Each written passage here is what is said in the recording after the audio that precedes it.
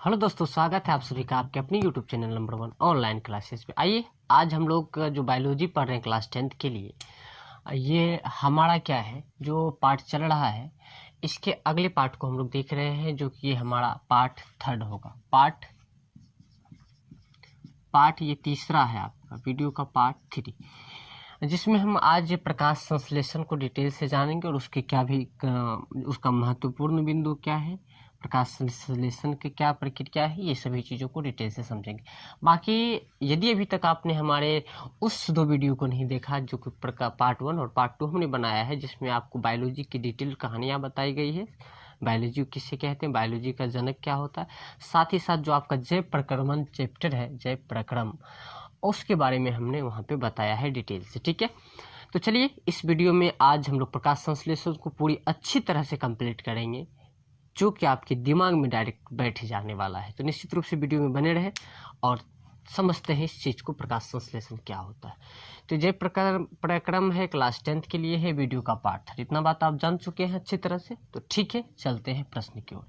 प्रकाश संश्लेषण होता क्या है, प्रकाश संश्लेषण किसे कहते हैं? तो दिमाग ने इसके लिए डिफिनेशन लिख के रखा है कि प्रकाश संश्लेषण हरे पेड़ पौधे द्वारा प्रकाश संश्लेषण हरे पेड़ पौधे द्वारा भोजन बनाने की विधि है, भोजन बनाने की विधि है, जिसमें हरे पेड़ पौधे सूर्य के प्रकाश, जिसमें हरे पेड़ पौधे सूर्य का प्रकाश क्या करता है, सूर्य के प्रकाश वातावरण से कार्बन डाइऑक्साइड और भूमि से जल एवं खनिज, वातावरण से क्या लेते हैं, कार्बन डाइऑक्साइड, और भूमि से जल एवं खनिज लवण ग्रहण करके अपना भोजन तैयार करते हैं, प्रकाश संश्लेषण कहते हैं। इतनी चीज़ों को आप ध्यान से देखिए और समझने का कोशिश कीजिए कि क्या होता है प्रकाश संश्लेषण। चलिए अब आपको समझना है, यहाँ पे इसके बारे में पूछता है परीक्षा, इसका ये सूत्र पूछ देता है आपको, ये वाला जो सूत्र हमने यहाँ पे लिखा है ये सूत्र पूछता है। तो चलिए इस सूत्र को समझते हैं। कहता है 6CO2 यानी 6CO2 प्लस 12H2O और ये सूर्य का प्रकाश क्लोरोफिल ले करके क्या करता है, 6H12O6 plus 6O2 plus 6H2O। ये है आपका प्रकाश संश्लेषण का सूत्र, जो परीक्षाओं में पूछी जाती है। इस सूत्र को लिखने के लिए कहता है, यदि आप इस डिफिनेशन को लिखते हैं, उसके नीचे ये सूत्र को लिख देते हैं, तो आपको पूर्णतः पूरी नंबर दी जाएगी परीक्षाओं में। ठीक है, आप समझते हैं मामला को। यहाँ पे ये तो आप समझ रहे हैं कि प्रकाश संश्लेषण हरे पेड़ पौधे द्वारा भोजन बनाने की विधि है। ठीक है, दिमाग में बैठ गया कि हरे पेड़ पौधा जो भोजन बनाता है जिस विधि द्वारा, उस विधि को प्रकाश संश्लेषण कहते हैं। चलिए अब आगे की बात करते हैं। जिससे हरे पेड़ पौधा सूर्य का प्रकाश लेता है, भोजन बनाने में क्या लेता है, सूर्य का प्रकाश। और देखिए वातावरण से कार्बन डाइऑक्साइड, वातावरण से क्या लेता है, कार्बन डाइऑक्साइड। ठीक है, और भूमि से जल, यानी भूमि से जल लेता है, कार्बन डाइऑक्साइड और भूमि से जल। ठीक है, उसके बाद देखिए एवं खनिज लवण ग्रहण करके अपना भोजन तैयार करते, यही सूत्र है वो सभी चीजों के लिए। ठीक है, सूर्य का प्रकाश। देखिए यदि आप क्या होता है कि प्रश्न ये आता है कि प्रकाश संश्लेषण जो होता है वो केवल पत्तियों द्वारा होता है या तने द्वारा भी होता है, तो आपके लिए प्रश्न का क्या उत्तर होगा, पत्तियों द्वारा होता है, हरे पत्तियों द्वारा प्रकाश संश्लेषण होता है। लेकिन जब पतझड़ का समय होता है तो क्या होता है, पत्तियां खत्म हो जाती है, जिस वजह से उसका तने की वजह से भी क्या होता है, प्रकाश संश्लेषण होता है।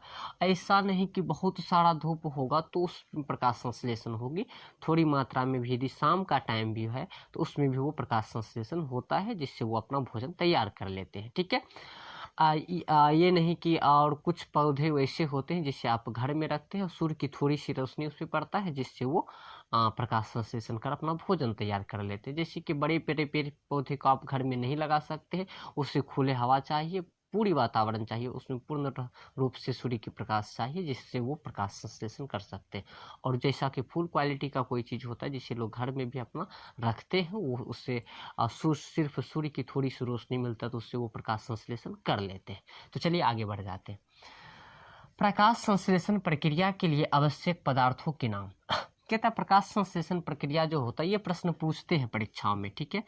कहता है प्रकाश संश्लेषण प्रक्रिया के लिए आवश्यक पदार्थों का नाम लिखिए, ठीक है। आप क्या लिखिएगा? पूर्णतः हरित, पूर्ण हरित। पत्ता कैसी होनी चाहिए? हरित होनी चाहिए। क्लोरोफिल, जो हरा होने के किसके पत्ता जो हरा होता है वो क्लोरोफिल के कारण ही हरा होता है, ठीक है। एक ही चीज मतलब निकल के आता है। दूसरा है कार्बन डाइऑक्साइड, ठीक है। कार्बन डाइऑक्साइड, कार्बन डाइऑक्साइड पेड़ पौधा ऑक्सीजन छोड़ते हैं और कार्बन डाइऑक्साइड लेते हैं, और हम लोग क्या करते हैं? ऑक्सीजन लेते हैं, कार्बन डाइऑक्साइड छोड़ते हैं, ठीक है।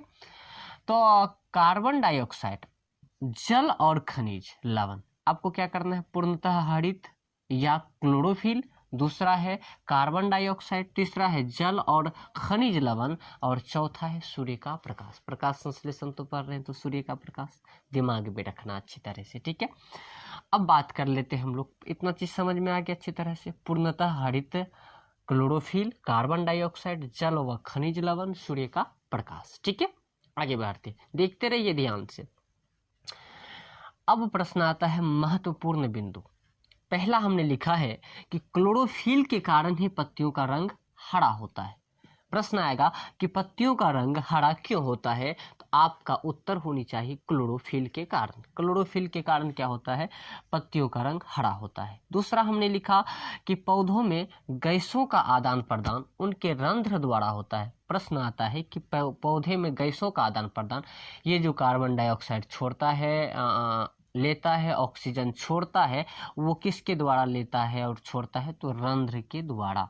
पौधों में गैसों का आदान प्रदान रंध्र के द्वारा होता है। पौधों में गैसों का आदान प्रदान रंध्र के द्वारा होता है। चलिए अगला है क्लोरोफिल। क्लोरोफिल अणुओं को प्रकाश संश्लेषण अंगक और पत्तियों को प्रकाश संश्लेषण अंग कहा जाता है, ठीक है। क्लोरोफिल अणुओं को प्रकाश संश्लेषण अंगक और पत्तियों को प्रकाश संश्लेषण अंग कहा जाता है, ठीक है। अब देखिए, वायुमंडल में समान रूप से नाइट्रोजन, ये प्रश्न आपको प्रश्न आ जाते हैं परीक्षा में, वायुमंडल में समान रूप से नाइट्रोजन का प्रतिशत, तो वो हो जाता है आपका 78%। ऑक्सीजन का प्रतिशत पूछता है जो कि 21% होते हैं वातावरण यानी वायुमंडल में, ठीक है। और कार्बन डाइऑक्साइड 0.03%। ये आपके ऑब्जेक्टिव प्रश्न में पूछे जाते हैं। यदि आपको प्रकाश संश्लेषण के बारे में डिटेल लिखना होगा तो ये सभी चीज़ों को आप लिखेंगे तो वहाँ पे आपको पूर्णतः नंबर दी जाएगी। और ये आपके लिए 3 ऑब्जेक्टिव मोस्ट है कि नाइट्रोजन कितना प्रतिशत, तो 78% होगा, और ऑक्सीजन कितना प्रतिशत, तो 21%, और कार्बन डाइऑक्साइड कितना प्रतिशत, तो वो 0.03% होते हैं, ठीक है।